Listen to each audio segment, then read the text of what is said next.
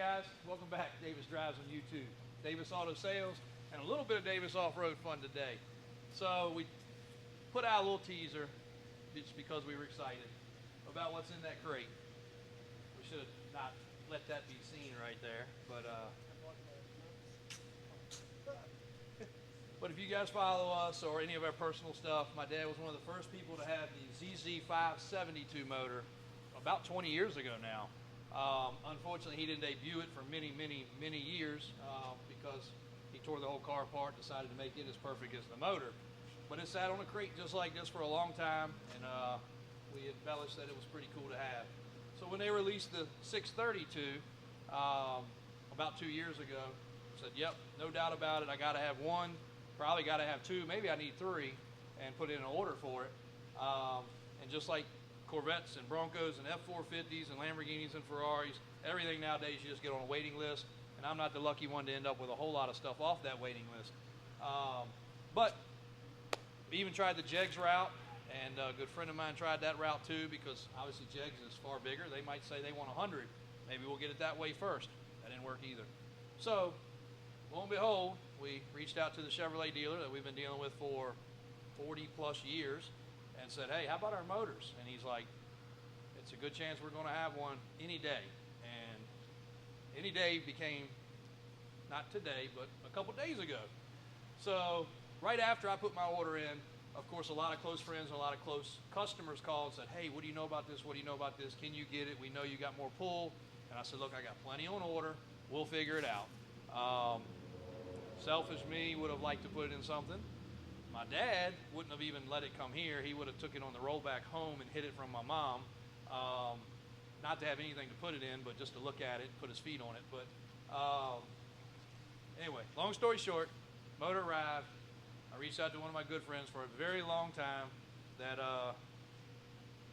should be able to pay for it. I remember buying him cheeseburgers and gas just so he could come hang out 20 plus years ago. And he's grown up to a pretty studious man, so his check should be good. So I think everything's going to be all right on that.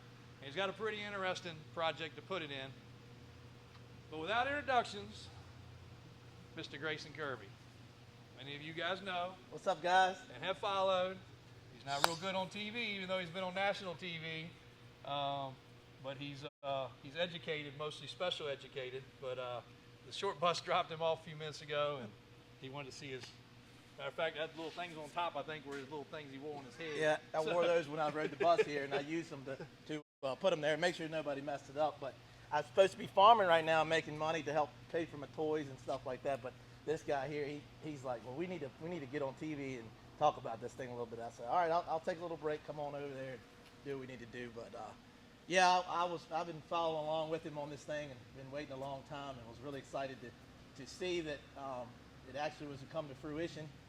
But I was struggling the whole time with trying to figure out how to justify spending that kind of money on just a motor, and what I could do with it to make it practical and justify the cost.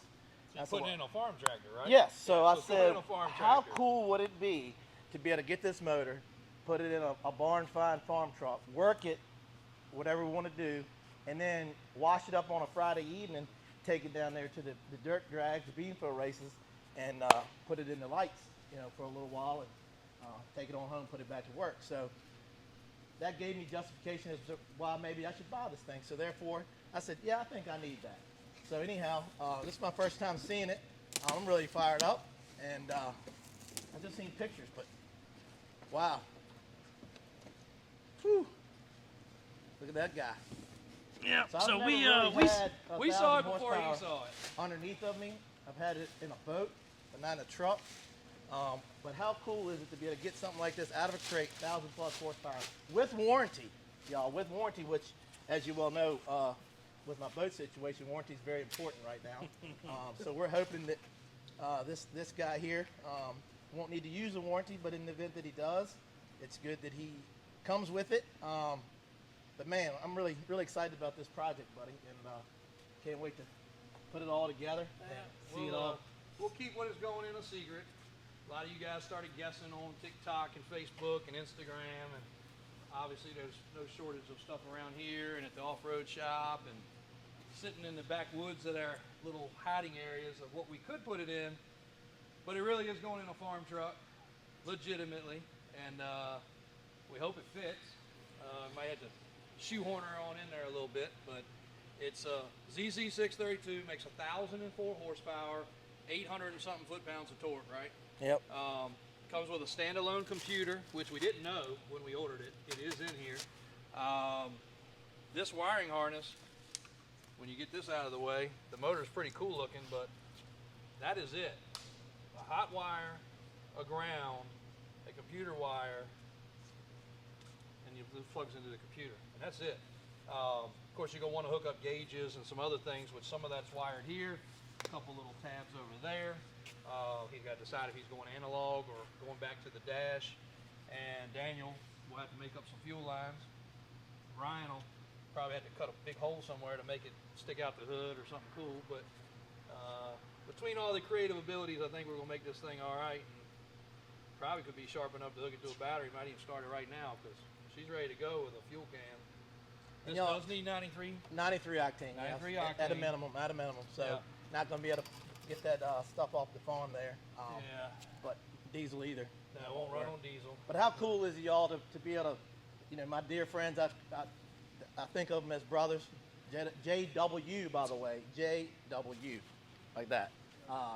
And Daniel and Brian, and so motor comes here, trucks will come here, the whole thing, when it leaves here, it's going to be all put together, and we'll have a story to tell about it. I'm really excited about the project, and can't wait to see the end result. So maybe this will keep up with some of your toys and stuff.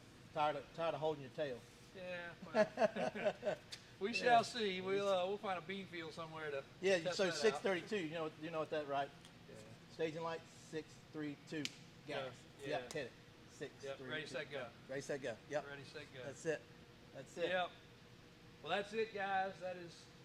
We'd have him do some backflips and things, but we're pretty accomplished. He made it across the street. Stand without on one falling leg. down. See that? If you follow his story, Grayson's actually got a very interesting story. He's a bit of a knucklehead to a lot of people, but we're very fortunate he's still with us. I just recently sold his boat, and it doesn't matter who I send his way.